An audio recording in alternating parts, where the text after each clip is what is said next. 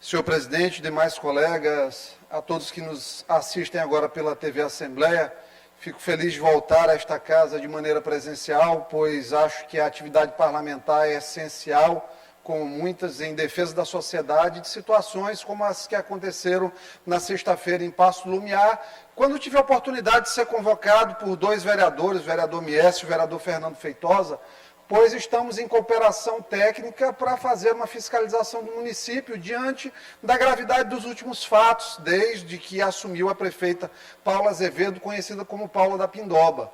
Foram destinados cerca de R$ 5.230.000 de recursos para combate da Covid-19 no município e até agora, no portal do TCE, prestou-se conta apenas de aproximadamente R$ 2 milhões. O destino desse restante, desse grande volume de recursos, permanece indeterminado. Pois bem, na sexta houve uma audiência, a primeira surpresa que tive ao chegar na sessão da Câmara foi a grande presença de funcionários da Prefeitura de alto escalão, leia-se, secretários municipais na sessão.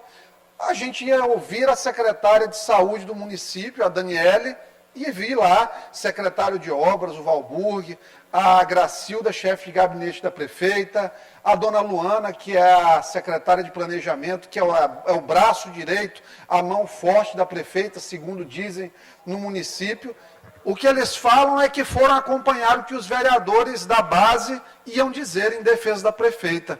Foi um momento histórico para Paço do Lumiar, porque foi a primeira vez, presidente, que vereadores chamam o secretário de saúde para dentro da casa para elogiar, porque convocação normalmente é para inquirir, principalmente quando tem irregularidades, como o SAMU, que está descredenciado há mais de um ano, quando tem estratégia da saúde da família, que está descredenciada há mais de um ano, quando há portarias ministeriais que mostram que não houve prestação de contas, quando tudo isso está dessa forma e se chama uma secretária de saúde, e aí 15 vereadores elogiam a secretária, tem algo muito errado na coisa, tem sinais claros de conchavo ali dentro, sob a tutela, a batuta, na verdade, do presidente da Câmara, o Fernando Muniz, que foi, diga-se de passagem, extremamente descortês conosco na sua recepção dentro daquela casa.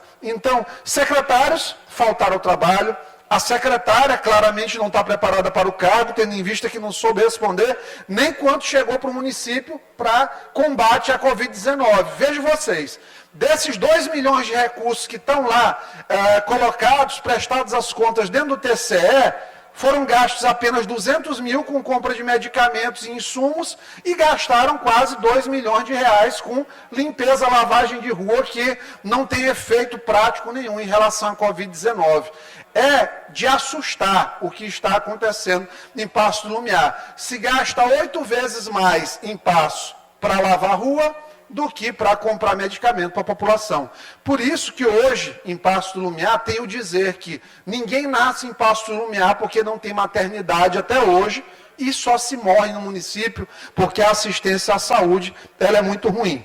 O segundo ponto é em relação à nossa indicação 1707/2021, que tem sido acatada pela Prefeitura de São Luís, a vacinação dos retardatários. Apesar de eles já estarem vacinando os retardatários acima de 40 anos, persiste a nossa preocupação com a forma de divulgação, a necessidade de explicar para as pessoas a importância de tomar a dose da vacina.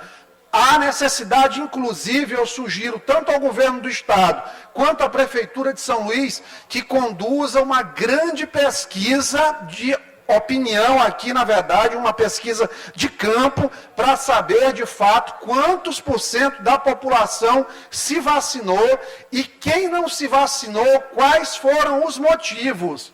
Nós precisamos ter um diagnóstico disso, porque nós temos uma notícia de sexta-feira que mostra que só de Teresina 10 mil pessoas se vacinaram aqui no Maranhão.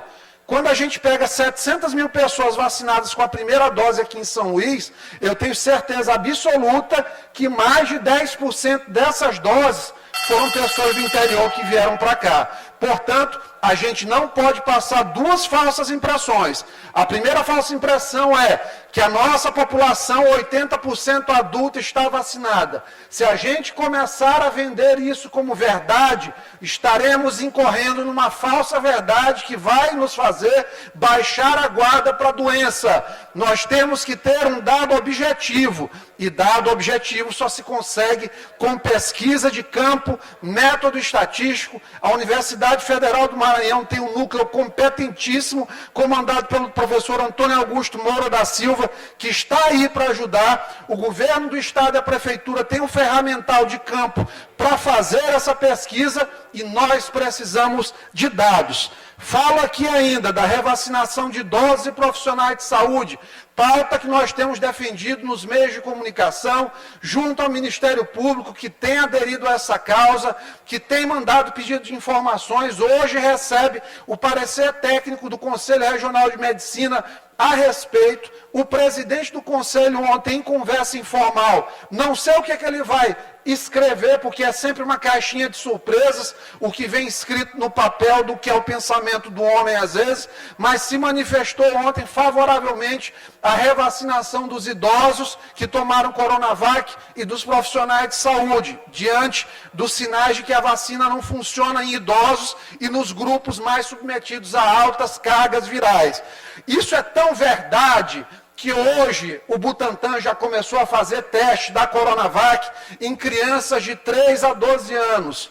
Isso nada mais é do que uma sinalização de que eles estão buscando uma utilidade para a vacina, para que não se perca o investimento em pesquisa.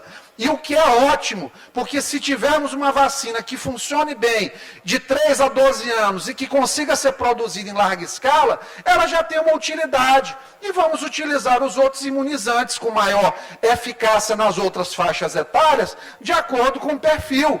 Eu vou dar um imunizante da AstraZeneca, da Pfizer, da Moderna, para os pacientes de alta faixa etária, para as pessoas com comorbidade, e vou dar mais proteção para quem precisa de mais proteção. Então, esse é o racional, essa é a nossa luta, e a expectativa é que o MP adira a essa nossa luta com um ajuizamento nos próximos dias de uma ação civil pública. Esperamos que isso aconteça. Passo aqui também para dar satisfação do nosso trabalho aos nossos amigos da proteção animal. Tivemos uma reunião na SSP solicitando vídeo monitoramento na região da Praça dos Gatos e do Sítio dos Gatos. Áreas de abandono animal e de maus tratos também aos animais, de maneira recorrente. Acompanharam a reunião representantes da ONG Lar de Noé e da Amada, também representantes da Comissão de Proteção dos Animais, também representantes da Comissão de Proteção dos Animais da Ordem dos Advogados do Brasil. Solicitamos mais efetividade da Delegacia do Meio Ambiente, que hoje está desaparelhada.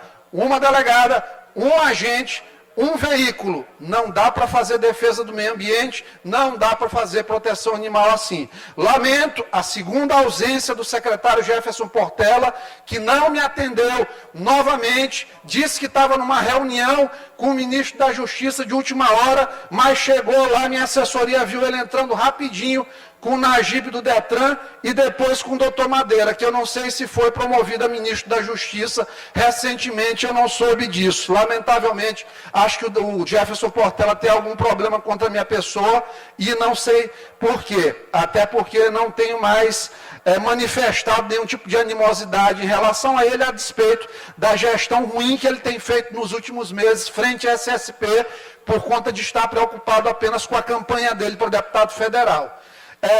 Em relação à revacinação, achei excelente aqui o que o governador Flávio Dino colocou em relação ao dose premiada. Aprovamos hoje na CCJ, parabéns ao governador, uma ação que já está sendo feita em outros países. Na Califórnia, eles reservaram 116 milhões de dólares para estimular a população a tomar vacina. No estado de Ohio, 50 milhões de dólares para que as pessoas sejam estimuladas a tomarem a vacina, e considero que no Maranhão, onde há uma dificuldade das pessoas terem um entendimento da necessidade, muita gente tem dificuldade de acesso à informação, nós temos aí pelo menos 30% de exclusão digital média no Estado, então a gente precisa de fato de medidas como essa, de caráter emergencial, para estimular as pessoas a se vacinarem. Então, tem que fazer esse registro positivo ao governo do Estado e ao governador, pela coragem de destinar esses 2,7